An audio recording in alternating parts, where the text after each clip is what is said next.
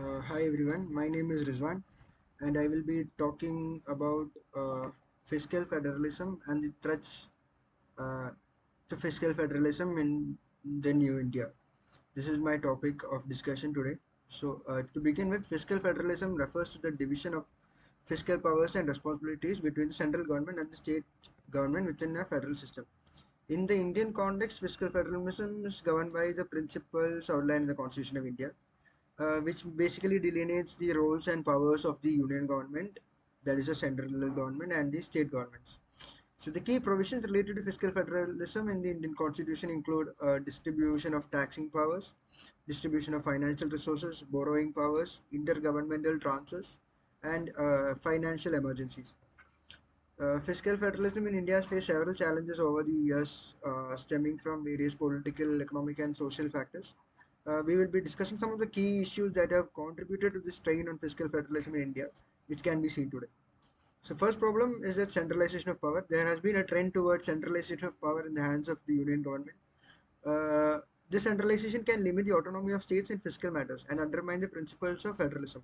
For example, the terms of reference framed by the central government for the 15th Finance Commission 2 years ago, in 2019, indicated its push for centralization and control over state governments. Apart from other controversial features of the TOR, such as those relating to the use of population base, it involves several points that directly infringe on the policy autonomy of state governments. Uh, the next topic is unequal distribution of resources. Disparities in resources allocation between the central government and state governments, as well as among different states, have been a long-standing issue. States often argue that they do not receive a fair share of resources, which can lead to tensions and conflicts between the center and the state. While tax revenues are to be shared according to the Finance Commission awards, cesses and surcharges are exempt from this distribution and can be retained entirely by the state. The central government has been disproportionately relying on taxes and surcharges for any additional revenue mobilization, making a mockery of the increase in state share decreed by the Finance Commission. In 2018-2019, state governments received only 34% of the tax revenues collected because of this practice. The next point is goods and services tax, GST, as you know. Well, the GST aimed to streamline the indirect tax system and promote fiscal integration across states. Basically, what has happened is its implementation has been complex and posed several challenges for fiscal federalism. States have raised concerns about revenue losses and have called for greater compensation from the central government. The next point is financial devolution. The process of devolution of funds from the central government to the states is very crucial for fiscal federalism.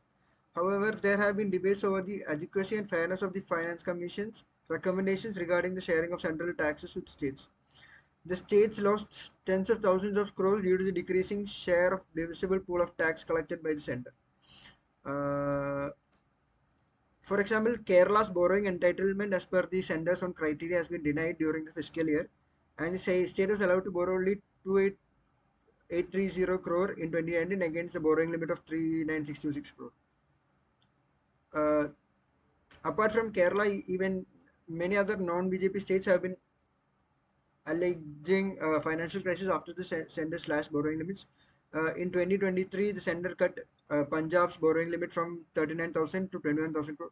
It also reduced Himachal Pradesh limits from 14,000 crore to 9,000 crore, and Telangana's limit by 15,000 crore. The next topic is interstate disputes. Disputes between states over fiscal matters such as sharing of river water resources or distribution of central grants can strain the federal structure and lead to tensions between different regions. Finally, economic imbalances. Regional disparities within India can exacerbate tensions related to fiscal federalism. States with stronger economies may feel burdened by demands for redistribution of resources, while less prosperous states may feel marginalized. This can be seen in the dispute raised by the more developed southern states against the higher share going to other states on the north, which are not as well developed. So all these points put together indicate that the government has moved towards a more competitive and coercive federalism, which has to be corrected in due course for fiscal federalism to be practiced in its full essence. Thank you.